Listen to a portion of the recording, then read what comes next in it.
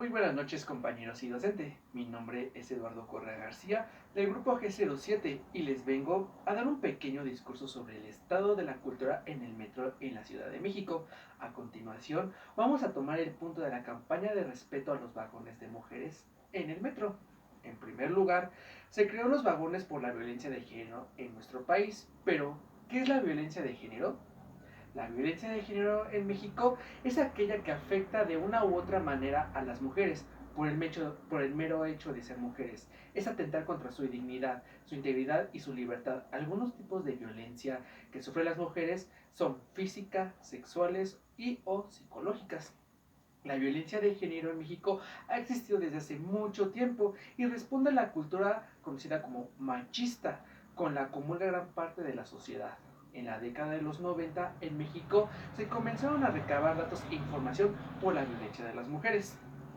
A finales del 2018, el INEGI reportó un porcentaje del 66.1% de mujeres mayores de 15 años, que es el 30.7 millones de mujeres en México que fueron violentadas de alguna u otra manera, siendo más alto índice de 43.9% ejercida por su esposo o por su actual pareja. En 2018 se registraron 3.752 defunciones por homicidio de mujeres, el más alto registrado en los últimos 29 años, entre 1990 al 2018, lo que en promedio significa que fallecieron 10 mujeres diariamente por agresiones intencionales. 10 años atrás, en 2009, han sido el territorio de lo que entonces era el Distrito Federal, se registraron 128 feminicidios, que representan una tasa por cada 100.000 mujeres del 2.23%, y 10 años atrás, en 1999, 127 feminicidios con una tasa del 2.85%. Ahora bien, el acoso en el transporte público en México. En la Ciudad de México, el 96% de las mujeres fueron víctimas por lo menos de una vez de algún tipo de violencia en el transporte público. La Secretaría de Desarrollo Agrario, Territorial y Urbano, el SEDATU, y el Instituto Nacional de las Mujeres, que viene siendo INMUJERES, desarrollan unos lineamientos para la prevención, la atención y solución del acoso hacia las mujeres en el transporte público. Y esto quiere decir, en la Ciudad de México, los actos de violencia hacia las mujeres en el transporte público son de agresiones verbales, contacto físico, forzado a la persecución, donde 9 de cada 10 casos quien agredieron fueron los hombres. A continuación, les diré por qué se hizo los vagones exclusivos por las mujeres.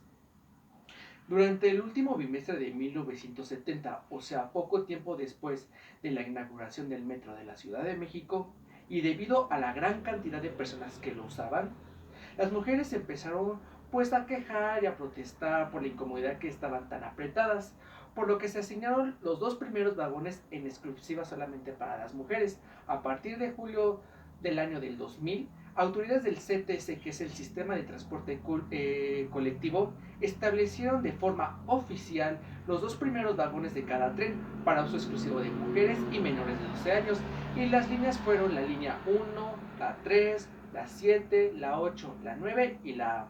En 2005, el metro de la ciudad de Tokio, Japón, determinó seguir el modelo mexicano y destinó vagones exclusivos para las damas.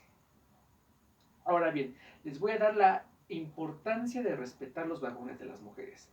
El hallazgo principal es que la separación de vagones resultó una reducción más de 11 puntos porcentuales en la probabilidad de sufrir violencia o acoso sexual.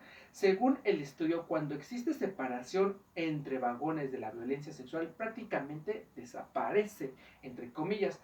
Pero también sucede otra cosa, hay un incremento de al menos 30 puntos porcentuales en la probabilidad tanto para hombres como para mujeres de ser víctimas de violencia física. Muy bien, compañeros y docentes, proseguimos con el discurso con la preservación del templo Itzcahuali Ejeclal en el metro de Pino Suárez. La construcción de las líneas del sistema de transporte colectivo metro ha significado la oportunidad extraordinaria para excavar y recuperar vestigios del subsuelo de la Ciudad de México.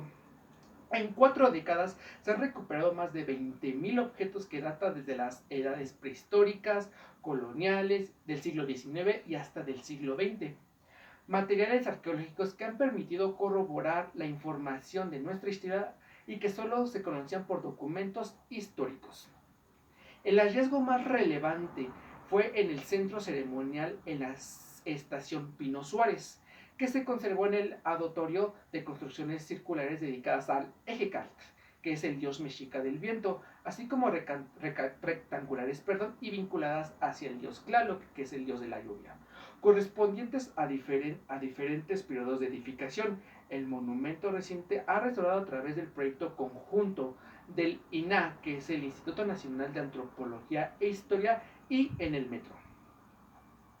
La importancia de preservar el templo de Itzcahuali Ejecatl al interior de Metro Pino Suárez. Nuestro patrimonio arqueológico, formado por el conjunto de vestigios, hay distintos legados a la sociedad que habitaron en México. En la época prehispánica es la fuente fundamental y, en el caso de un largo periodo de nuestra historia, la única para estudiar y comprender nuestro pasado. La arqueología se sirve del análisis de estos vestigios en la reconstrucción del pasado, y para ello es imprescindible el registro cuidadoso de la información asociada que les da el sentido. En ausencia de ese registro, poco podemos saber de nuestra historia y significado cultural de los vestigios arqueológicos.